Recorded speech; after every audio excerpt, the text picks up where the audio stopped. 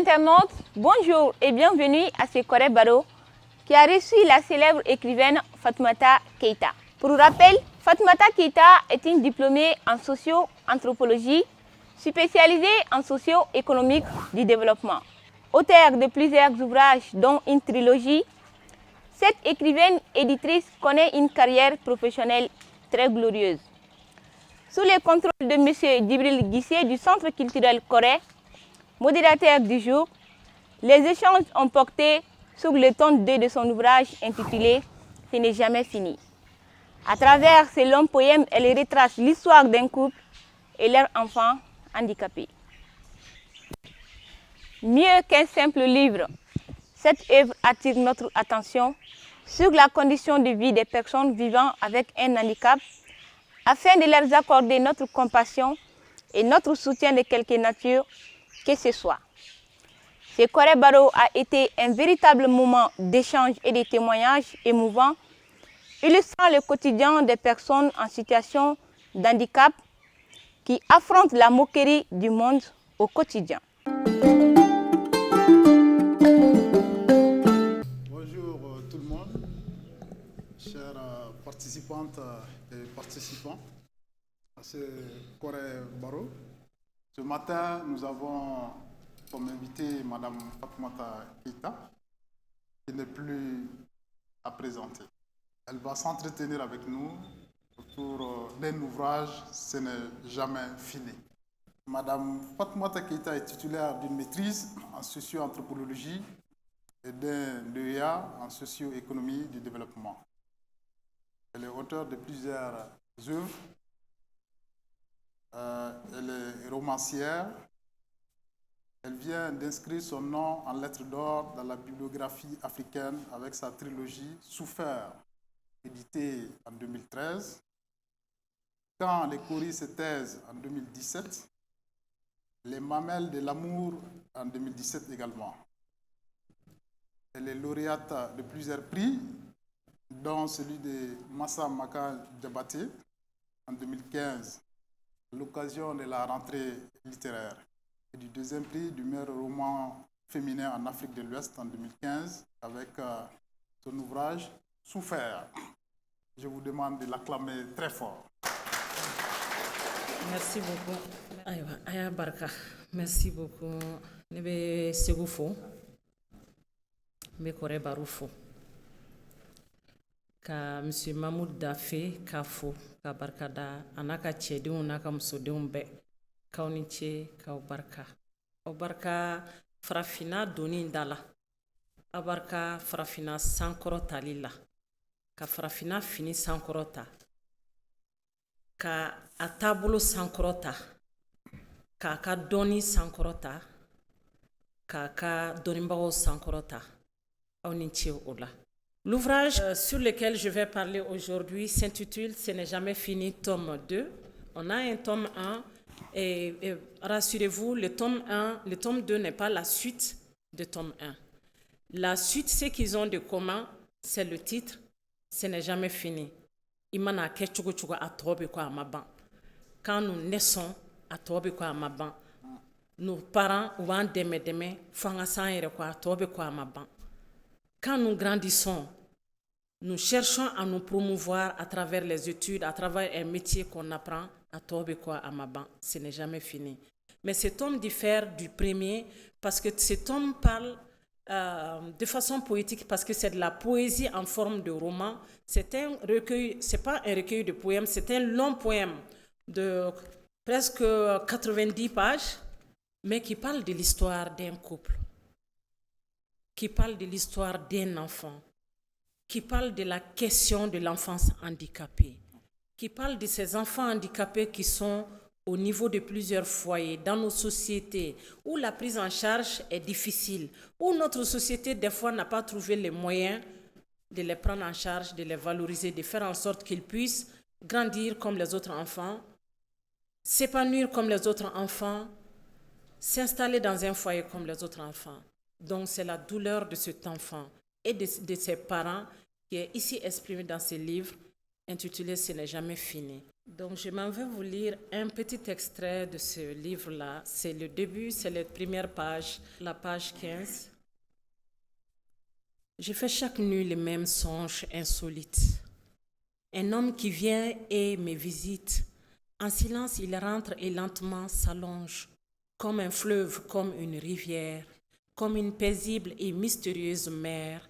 Il me revient chaque nuit sous une autre forme.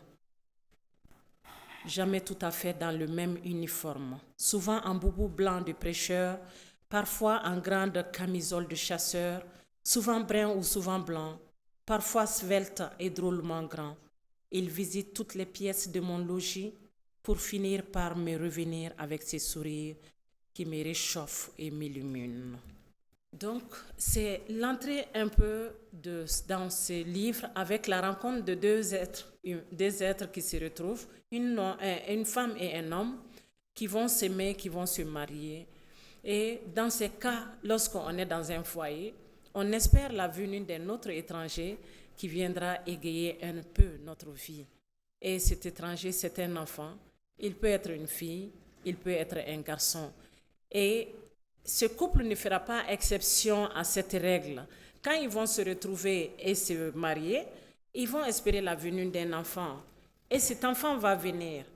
Je lis ce texte avec beaucoup d'émotion parce que je suis mère. Si un jour, parmi tous mes romans, parmi tous mes textes d'essais ou de contes, on me demandait quelle est l'œuvre qui t'a beaucoup touché, et lorsque tu la mettais sur la feuille, c'est sûrement cette œuvre-là. Pas parce que j'ai eu un enfant handicapé, pas parce que j'ai eu un enfant qui a eu des problèmes de locomotion ou de parole, parce que c'est la douleur de plusieurs mères et de plusieurs pères qui est ici dite.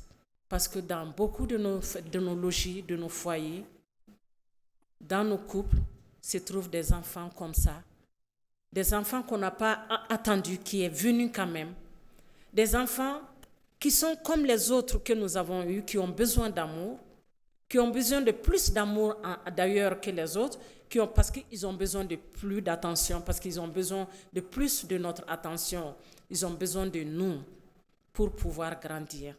Moi, et je pense qu'il y a quelques-uns qui ont le livre, j'aimerais bien discuter avec eux de cette question douloureuse qui est l'enfance handicapée. Voilà. Merci beaucoup. Merci beaucoup, Fatoumata. Merci, Guissé. Je pense qu'on va ouvrir une première liste de questions. Bonjour à tout le monde. Heureusement, jusque-là, je n'ai pas eu de problème au niveau de mes enfants par rapport à cette situation. Mais j'ai une sœur qui vit pratiquement la même chose. Mes parents ont été obligés de faire appel au service des handicapés à Ségou ici pour que réellement ma sœur puisse s'insérer réellement dans la vie. Ça a été difficile, mais alhamdulillah, aujourd'hui ça va. Merci. Elle s'est bien insérée dans la société et présentement elle se trouve à Bamako pour des activités socio-culturelles à travers les centres régionaux. Je m'arrête là. Merci, Cheikh. Vous savez, la littérature a ce don de pouvoir amener les sujets même les plus douloureux sur la table pour qu'on puisse avoir un forum, un espace de discussion, pour que les gens puissent se rendre compte qu'il y a des choses qui se passent à côté d'eux, mais qui sont tellement douloureuses. On peut dire en quoi cela peut m'intéresser de discuter d'une question d'enfance handicapée alors qu'un de mes enfants ne l'est pas. Mais dans nos familles, comme vous l'avez dit, ce n'est pas seulement une histoire de mère, mais c'est aussi une histoire de famille. Si ce n'est pas notre sœur ou notre frère, c'est un de nos voisins ou c'est une connaissance qui peut être dans une telle situation. Mais dans tous les cas, ce qu'il faut comprendre, c'est que quel que soit le moment, même si c'est peu, ces personnes-là ont besoin de nous. Même si c'est une femme et son mari, Mais des fois, le poids est tellement lourd qu'ils ont quelquefois besoin de l'appui d'un oncle, d'une tante, d'une voisine, d'une amie pour porter ce poids. Parce qu'il peut être très lourd pour eux seuls. Aujourd'hui, nous avons la chance que de plus en plus, on peut en parler. Il y a des espaces où on peut en parler, mais il y a des espaces de prise en charge, même si la prise en charge n'est pas comme nous le croyons.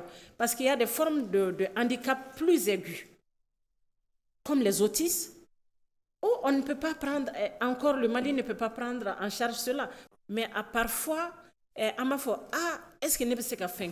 Il sait faire. Même les petits coups de main que tu peux donner, un moment, 30 minutes, 5 minutes, c'est quelque chose. Mais aussi les regards que tu peux porter. Il ne faut pas que ces regards soient un regard complaisant. Merci encore pour cet ouvrage. Merci. On dit handicapé. Qui est handicapé? On est tous handicapés selon moi. C'est vrai. Et moi, ma question, c'est de savoir pourquoi aujourd'hui. Pourquoi aujourd'hui? En fait, les champs de combat sont tellement multiples et diversifiés que souvent, en faisant le choix, on néglige d'autres. Dans mes œuvres, vous l'avez constaté, la question de la condition de la femme est au centre de mes ouvrages. Parce que dans une société patriarcale, phallocratique, il faut le dire, sans embâche, il y a des combats à porter, il y a des discours à porter. Et donc, du coup, en se centrant sur cette question, on peut avoir tendance à oublier ou à négliger d'autres. Mais loin de là, parce que je suis une mère, je suis une femme. C'est vrai qu'on peut ne pas se trouver dans la situation de mère avec un enfant en situation de handicap. Mais cela ne veut pas dire que l'altérité ne nous permet pas d'être à la place de l'autre. Comment je suis venue à cet ouvrage? J'étais sûre que ce n'est jamais fini, tome 2, qui n'est pas ce thème. Un jour, en pleine nuit, j'ai une amie qui m'appelle et elle s'est mise à parler. J'ai senti qu'elle pleurait. J'ai dit, mais qu'est-ce qui se passe? Elle dit, j'en ai assez. Je n'arrive plus du tout à faire face à cela. Elle me dit, j'ai un enfant de 12 ans, Fatmata, mais elle a toute l'attitude d'un enfant de 7 mois. Tu vois, quand elle prend partout dans la maison, il faut cacher les couteaux, les lames, même le feu. On dit que quand l'enfant met son doigt au feu et que si tu le laisses, il ne va plus jamais revenir. Elle me parle comme ça, quand je ne tiens pas Prince se brûle. Elle dit, Fatmata, tous les voisinages, je suis en conflit avec tout mon voisinage parce que quand on le voit, on dirait que c'est un enfant normal, entre guillemets. Or, il n'est pas comme les autres. Il dit, si moi j'avais les moyens d'écrire sur cette question de l'enfance en situation de handicap pour montrer au reste du monde comment et combien nous, les mères qui sont dans cette situation, nous galérons, j'allais le faire. Moi, j'étais tellement sensible. Elle dit, il est à l'école depuis 12 ans, mais il ne sait pas écrire, il ne sait pas lire. Il dit, c'est son frère qui est en 2e année et qui passe en 3e année, qui est en train de lui apprendre à écrire maintenant. Et grâce à lui, parce que celui-là l'aime beaucoup, il arrive à griffonner A ou bien B. Est-ce que tu peux imaginer ma peine? Je ne l'ai pas vécu, je n'ai pas été dans la situation, mais cette nuit-là, maman, j'ai commencé, ce n'est jamais fini, tome 2, je ne me suis pas arrêtée. En 17 jours, j'avais fini, ce n'est jamais fini, tome 2. Pourquoi maintenant? Il a fallu ce coup de fil, il a fallu ce témoignage, il a fallu ces mots douloureux d'une mère pour que ces mots me touchent et réveillent mon inspiration, réveillent ma muse, pour que je me mette à parler d'une question aussi douloureuse comme la question des enfants en situation de handicap. Mais, comme je l'ai dit, dans Ce n'est jamais fini, tome 1, derrière toujours la brume de l'espoir du désespoir se trouve l'espoir. Jigitige kofet kuma bɛɛ jigitugu bɛ yen kuma bɛɛ jigitige kofet jigitugu bɛ yen ni da dɔ tuura da dɔ bɛ yɛlɛ. Ce couple qui va porte cet enfant des années et des années, la douleur de cet enfant, et qui va même perdre confiance au fait d'avoir un autre enfant, qui va hésiter 7 ans avant d'avoir un autre enfant, va se décider d'avoir un autre enfant. C'est cet enfant, le petit frère de Néné Toumassé, Kokmasera Toumassé, et c'est Toumassé qui va être la solution de Néné. Pas la solution pour qu'elle marche et court comme tous les autres enfants, pour qu'elle parle comme tous les autres enfants, mais Néné va aimer son frère. Et tout ce que son frère, ce petit frère, lui demandera de faire à Bodeke. Au même endroit, si sa mère lui donne un bâton, lève-toi et marche, elle ne marche pas. Mais quand Toumassé commence à faire ses premiers pas, Néné aussi essaye de faire comme son petit frère Toumassé. Comme pour dire que la fraternité reste le seul lien, le seul fil d'espoir brillant qui reste à l'homme. C'est pourquoi nous faisons des enfants. Pas 1, mais 2, mais 3, mais 4. Pour qu'un jour, quand nous ne serons pas là, et il tisse ce lien avec ces fils d'argent, je dirais ce fil d'or, pour rester équilibré dans la vie. Et autre chose que je vais ajouter à cela et qui est important, parce que nous sommes dans un lieu qui porte la culture, mais qui porte les formes d'expression artistique. Akake photo yo, akake cinéma yo, akake théâtre yo, akake semaine yo, akake don yo, akake donglida yo. Il faut que ces personnes en situation de handicap, qu'on puisse les voir, mais vraiment dans des positions inclusives. Son kelendo uka fara anka position mununa, et dans des situations, dans des positions valorisantes. Pour les créateurs de pensée, de spectacles, de toute forme d'expression écrite, il faut que Nambe Sebeninke, et vous allez voir dans ce livre de contes Bité et Fili, qu'on puisse aussi mettre l'accent sur la valorisation des personnes en situation de handicap. Qu'on puisse se dire que ce ne sont pas des personnes qu'on va trouver toujours aux abords des autoroutes en train de mendier. Mais on peut les trouver aussi parce qu'ils ont été à l'école comme nous, chefs de service, directeurs de banque, médecins, magistrats, huissiers, on peut les trouver. Moi, j'ai envie de dire quelque chose, Guissé. Oui, vas-y, je ne sais pas, la jeunesse de Ségou. Si vous vous rendez compte ou si vous réalisez quelle chance vous avez d'avoir un espace de promotion d'idées, c'est comme une université populaire ici. Moi, je serai là. Toutes mes soeurs et tous mes enfants seront là tous les mois.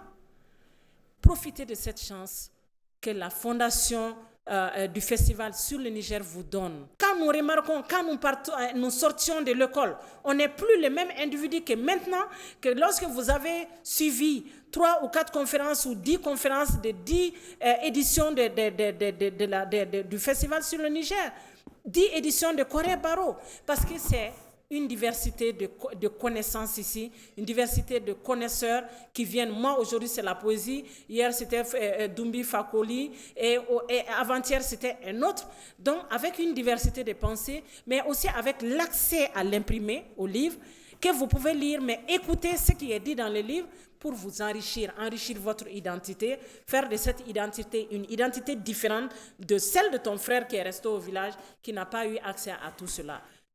Sɔgɔmada in na an bɛ ka baro min kɛ a ɲɔgɔnna tun bɛ ne yɛrɛ ka so kɔnɔ n bɛnkɛ den don ala y'a kɛ a minji dɔgɔyara il y a juste 2 mois parce qu'il est allé se noyer mɔgɔ si ma bɔ a kalama alors que don o don ne baw yɛrɛ de tun b'a a lakɔlɔsi a ba in sɛgɛnna a kɔrɔ a b'a fɔ bɛɛ ye a bɛ ko minnu kɛ a t'a dɔn bon a tun b'an bɛɛ neni mais an b'a faamu étant sociologue. Je me joins à elle pour que nous cultivons davantage de l'amour pour les proches et même pour les gens qu'on ne connaît pas. Alors, je laisse la parole ici. Ah, merci.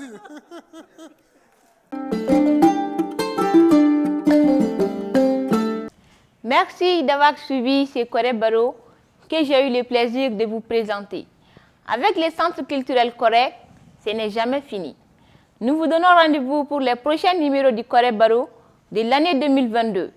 D'ici là, portez-vous bien. Bye bye.